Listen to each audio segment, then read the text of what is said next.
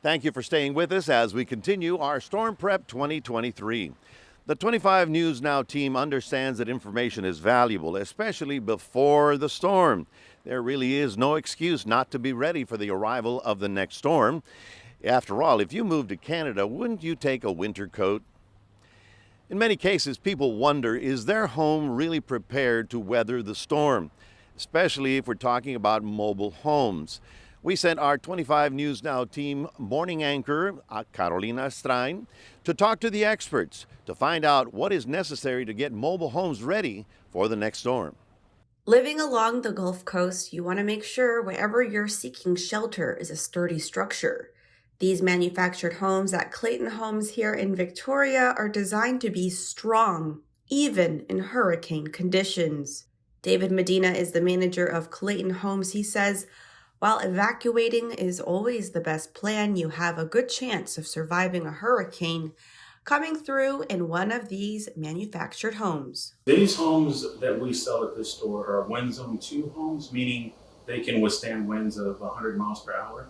And the houses are strapped all the way around and on the ground. Also, this particular home is outfitted with 2x6 walls, as opposed to most stick-built houses are on 2x4s.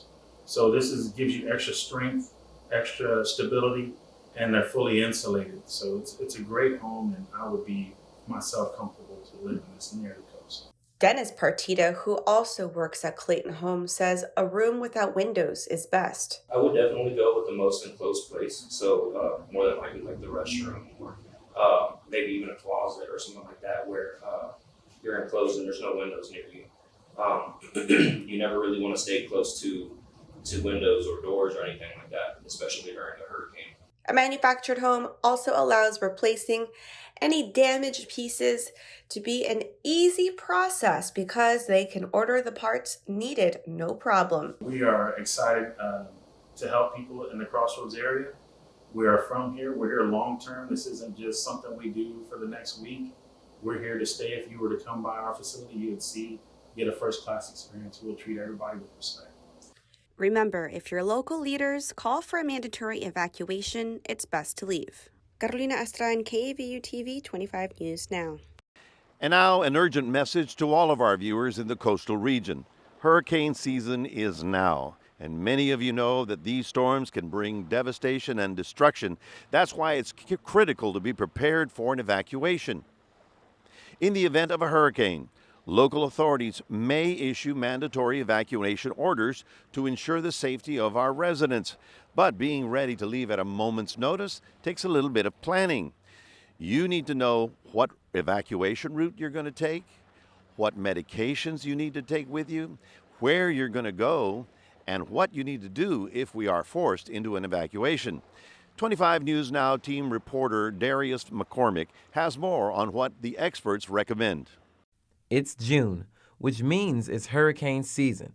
Hurricane season could force the community to leave. Let's take a look at how we should evacuate. We visited crossroadstoday.com. There we found a complete list of instructions for evacuation from the Texas Hurricane Center. Step 1, build a kit. Pack food, water, and essential supplies for your family. Include a first aid kit and copies of your important documents like a driver's license or a social security card. Also, plan for any specific medical needs as well. Step 2, create a plan with your family. Communicate with your loved ones about many important issues. Hey, Darius. Hey, Karina, what would we do in case of a hurricane? Where should we go if we have to evacuate? Who would be our family emergency contacts? How would we communicate if phones aren't working? Step 3, review evacuation routes. We found the Crossroads map on the Texas Department of Transportation's website. You also want to always make sure the road conditions are safe before you hit the highway. Step 4, evacuate. When you're on your way out, there's several resources available for the community. Texas Health and Human Services offers shelter, food, and more.